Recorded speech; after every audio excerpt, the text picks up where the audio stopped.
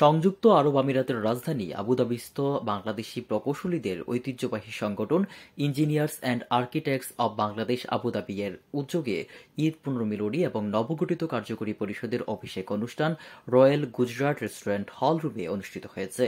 শনিবার শতাধিক প্রকৌশলী এবং তাদের পরিবারের সদস্যদের উপস্থিতিতে অনুষ্ঠানে সভাপতিত্ব করেন সংগঠনের উপদেষ্টা প্রকৌশলী আহমেদ হোসেন চৌধুরী। স্বাগত বক্তব্য রাখেন বিদায়ী কমিটির সাধারণ সম্পাদক প্রকৌশলী ইজাজ কলিম এবং শুভেচ্ছা বক্তব্য রাখেন নবগঠিত কমিটির সাধারণ সম্পাদক প্রকৌশলী রাজাউল হাসান। দেশে অবস্থানরত কমিটির সভাপতি প্রকৌশলী আফজাল হোসেন ভুইয়া ভিডিও কনফারেন্সে শুভেচ্ছা বিনিময় করেন।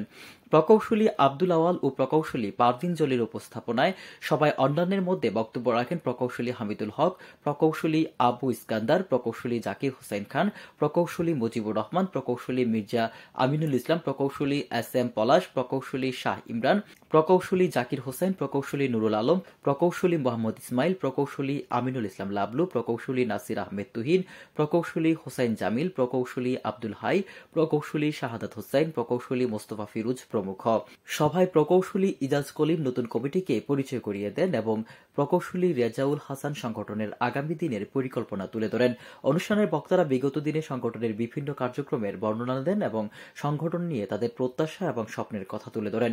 সভাপতির বক্তব্যে প্রকৌশলী আহমেদ হোসেন চৌধুরী প্রকৌশলীদের সার্বিক উন্নয়ন ও দেশের পরিচ্ছন্ন ভাবমূর্তি তৈরিতে প্রকৌশলীদের সচেতনতা ও ঐক্যের উপর জোর দেন।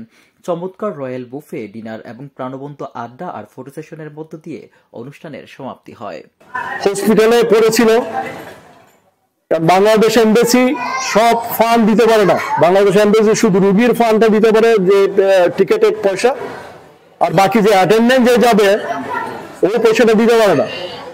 বাংলাদেশ এমবেসি আমাদেরকে বললেন আমরা বাংলাদেশ এমবেসির কোঅর্ডিনেশনে এই দুটো রুগী আজকে ওদের পরিবারের কাছে প্রায় 2 বছর পরে পাঠিয়ে দেওয়া সম্ভব হয়েছে। কেটিভি বাংলা, বিশ্বের চোখে বাংলাদেশ।